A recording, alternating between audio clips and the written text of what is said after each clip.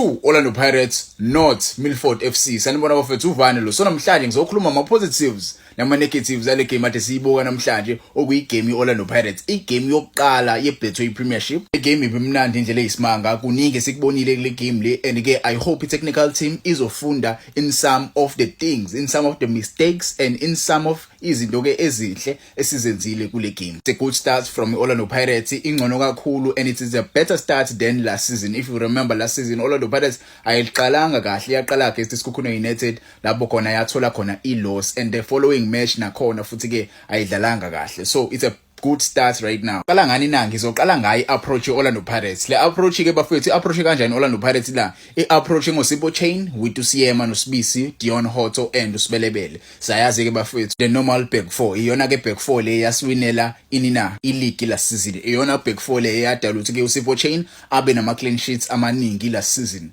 Useqalile uSipho Chain usethole another clean sheet. Simbonile uSipho Chain first half. Ngizoqala nje ngawo futhi ke ufirst half. Yabona first half Orlando Pirates angifuna uqhama manga. Idlalile ibhola first half Orlando Pirates. Bese lithinta ngempela ibhola bese quick uma siya phambili. But ke into obeshoda ngayo first half ukwenze njani na ukuthi ke simteste lo goalkeeper. Lo goalkeeper lo asimtestanga kakhulu first half. Iyona into ke engifrustrate kakhulu ngibona abajita bedlala. Yabo I feel like ucoach ukwazile ukuthi ke akhulume nabo lapha ke half time. Abatshela ukuthi ke why are we knocking the ball around but we are not testing the goalkeeper.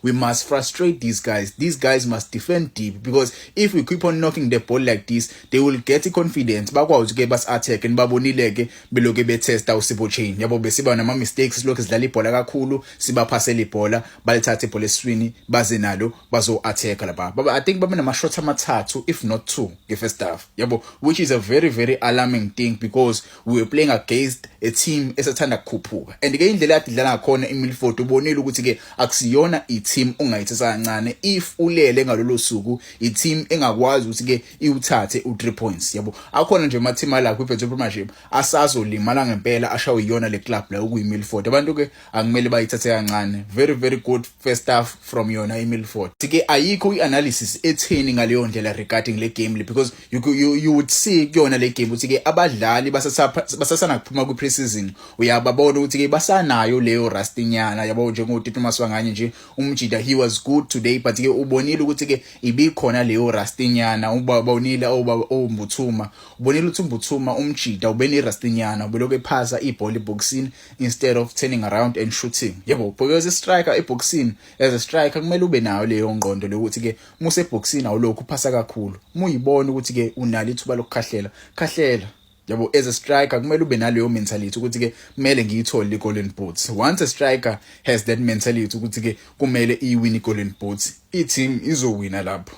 I-striker kumele sibe naleyo mentality ukuthi ke ngifuna i-golden boot but ke big ups to the boys sikwazile ukuthi ke siuthole u3 points. Second half I feel like second half ilapho khona siqale khona ukuthi ke sidlale ngempela. Ilapho khona siqale khona ukuthi ke si-attack ngempela sikwazile ukuthi ke si-frustrate inina iMilford. A good free kick kuyona i-first half eshawu yena Osuna Police and a very beautiful tribute kuyena ubani na uJaden Adams. Yabo izinto esithanda kuyibona ke lezi, may his soul rest in peace. Yabo le free kick it was a direct free kick but ke deflecte kumdlali wayo iMilford lasilangena. So I wouldn't analyze kakhulu i-free kick. Yabo kufanje ke penalty mfethu la leyanto leyanyayazi bafethu. Yabo it's like ilotto, it's either yakora noma ushaya phezu kwepali noma ushaya udonga. But ke it was a beautiful free kick umjida likwazile ukuthi ke lileqe i-defense laseke liyokhala enethini. So second half bafethu siyesakora igame isiyophela. Yabo siyesakora igame isiyophela sesikora igoli lesibili but ke mina ngokwami sikwazile ukuthi ke siba frustrate simshayele lo goalkeeper lo goalkeeper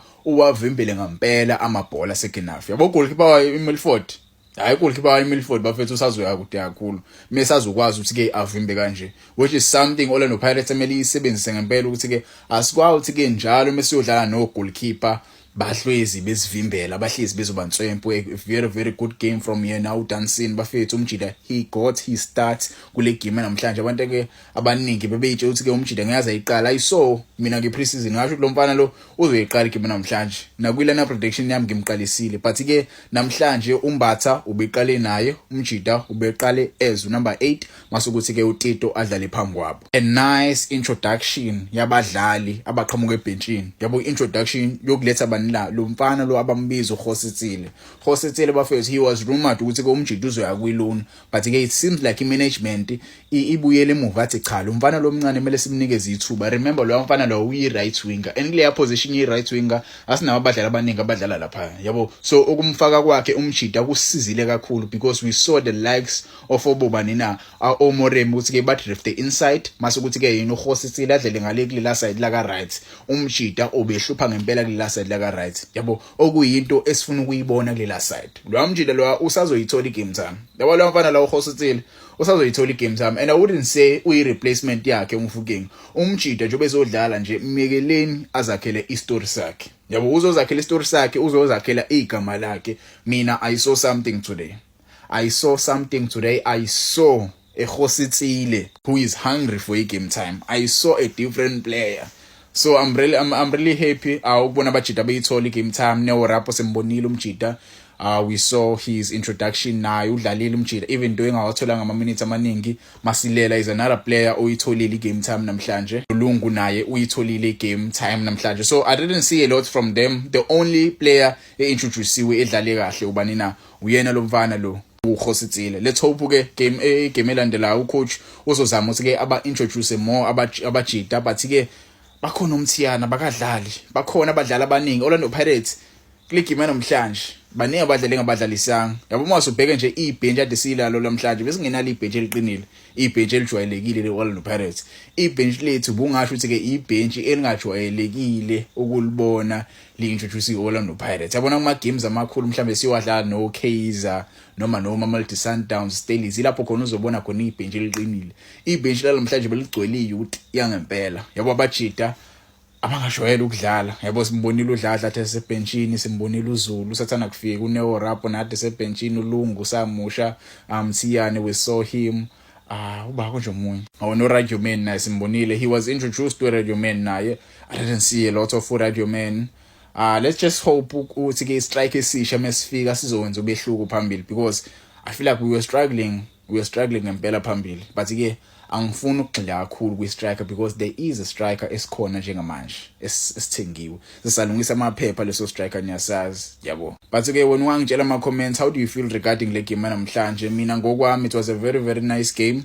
Abajida let's hope bazokwazi ukuthi ke balungise leyo rust because sibuyile manje. Njengamanje siu number 1 phezulu esicongweni. Orlando Pirates pheleke iwine ngo2-0. Amanye ama games ade dlala namhlanje, iSteelers sishayiwe shawa amaZulu, masukuthi ke iKings welithini bekudlala iGolden Arrows neChippa United badraw ngo-0-0. Khona ama games adlalayo njengamanje. I think isikhona United currently siyalida 1-0 sishaya yona iDurban City. Kaizer Chiefs izodlala nje right now ngabo 8. So akhona ama games asazodlalwa. Ungangitshela noma comments igame namhlanje ikuphathe kanjani?